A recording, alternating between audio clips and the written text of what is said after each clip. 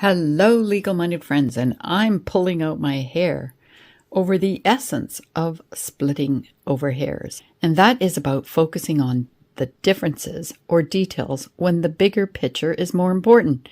And let's watch this exchange with the defense attorney, Alan Jackson, questioning the Commonwealth's expert witness, on the DNA found on the hair. Before I play that exchange, let's just go back a day and see what they actually found.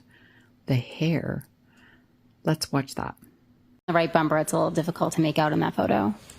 Could you zoom in again and move up just a little higher, Ms. Gilman? Thank you. You have another sticker on the top? Yes, I do. Do you know what that is? Yes, I do. What is that? That is an apparent hair that I noted in that area. You mentioned the hair. I'm going to ask you some questions. How many pieces of hair did you find attached to that Lexus? I found one apparent piece of hair on the Lexus. Show you two photographs. You take a look at the first photograph, please. You recognize that picture? Yes, I do. And what's in that photograph? This is a photograph of the apparent piece of hair I noted on the rear area. Is that a fair and accurate depiction of what you saw that day? Yes. Turn to the second photograph, please. Do you recognize what's in that photograph? Yes, I do. What is it? This is an additional photo of the apparent hair on the vehicle. Both photographs of the same piece of hair? Yes. And the second photograph, is that a fair and accurate depiction of what you saw? Yes. I'd like to move these two photographs into evidence, please. No objection, Your Honor. It is A and B, please. 144A and 144B.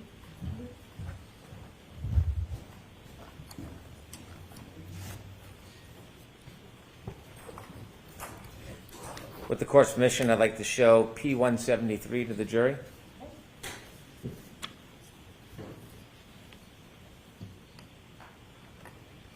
If you could get in as close as possible, Ms. Gilman. Do you recognize what's in that photograph? Yes, I do. And can you share with us what you saw? This is a close-up photo of the apparent piece of hair on the rear of the vehicle. What did you do when you saw that, what you thought to be a piece of hair? I marked it with the tape. I designated it as letter A, and then I asked the crime scene services trooper to take a photograph of it. That was the piece of hair found on the defendant Karen Reed's Lexus.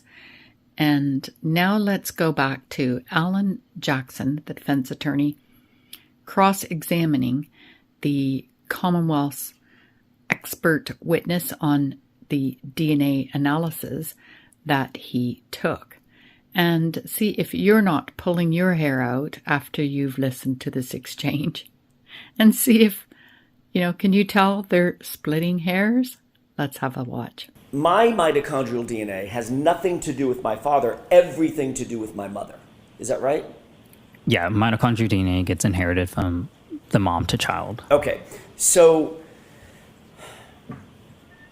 a male like John O'Keefe, for instance, the known sample that you were working with, shares the exact same mitochondrial DNA as, for instance, his mother. Correct? Correct. His mom and any other maternally related individuals. You just took the words right out of my mouth, and that's my next question. Stop being smarter than me. It's going to be a tough task. It's also the exact same mitochondrial DNA for his grandmother, right? Correct. And let's move the lineage off the tree trunk and move it onto branches. For instance, if his mother had two children, John and a sister, his sister would also have the exact same mitochondrial DNA, correct? Correct. And now, staying on that branch of the tree, going out to a leaf, if his sister had children, those children would have the exact same mitochondrial DNA. Correct. So another way of saying that, his maternal niece, his maternal nephew, would have the identical mitochondrial DNA as John O'Keefe, correct? Correct. Okay. When you indicated that John O'Keefe is included in the population of those who match that profile, that does not mean that you're determining that the hair that you analyzed came from John O'Keefe, does it?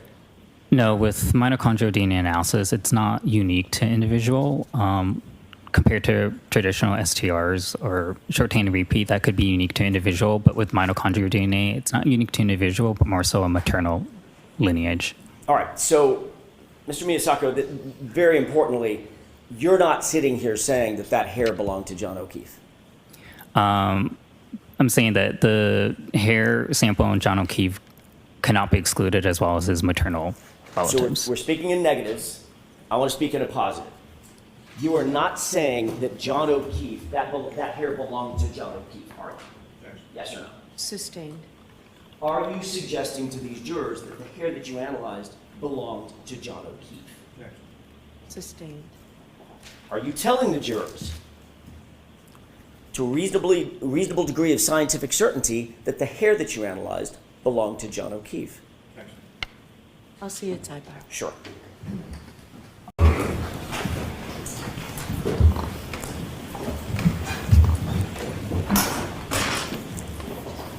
May I inquire? Yes. Thank you. Mr. Miyasako, going back to my question, you're not saying that the hair belonged to John O'Keefe, correct? That's not what you're saying.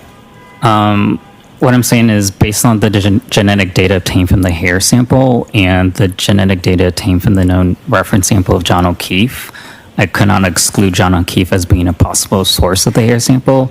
In addition, all maternally related individuals could not be excluded as being a source of the hair sample. Another way of saying that, Mr. Miyasako, is to a reasonable degree of scientific certainty, you cannot say that hair belonged to John O'Keefe specifically, can you? Yes or no? No, with mitochondrial DNA, you can't Okay. say that it is per se an individual person, so it's more so the maternal line. Because the hair could have come from his mom, it could have come from his maternal nephew, or anybody in his maternal line, correct? Correct. If Okay. they also had access to that stuff, then yeah. For instance, access to that stuff, meaning if his maternal nephew lived in the home with him, where the SUV was stored, it's just as reasonable that the hair came from him, correct? Sustained.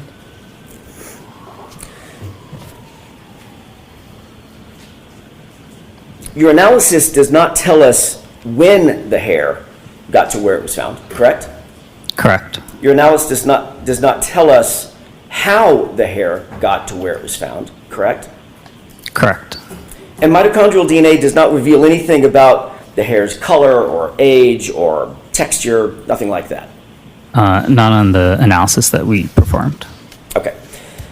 So for all you know, that hair could have been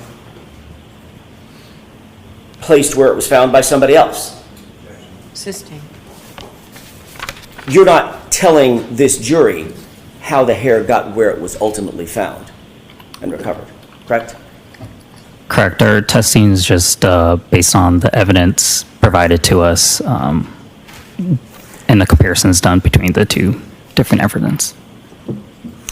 And in short, you can't say that the hair specifically came from John O'Keefe either, can you? With mitochondrial DNA, I can't say that it is specific to an individual. Okay, including John O'Keefe. In this instance, John O'Keefe's profile was consistent with the hair sample. That's not what my question was, Mr. Miyasako. We can go round and round. I realize that you're saying it's consistent, but it's also consistent with his nephew, right? Correct. I can't exclude maternal relatives because mitochondrial DNA is not specific to individual, but just the maternal line. Right. So you're not saying it was John O'Keefe's hair? I can't say whether it is, but the profile obtained from John O'Keefe is consistent with that hair sample. You're not But saying it's John O'Keefe. Mr. Jackson, Mr. Jackson, let's move on. So, did you get it? What Alan Jackson, the defense attorney, was trying to say was more important? He finally got there in the end, that tiny little piece of hair found on Karen's SUV could have been from any maternal relative of John O'Keefe. So, if you know how many maternal relatives John O'Keefe has, Please leave a comment to all the possibilities.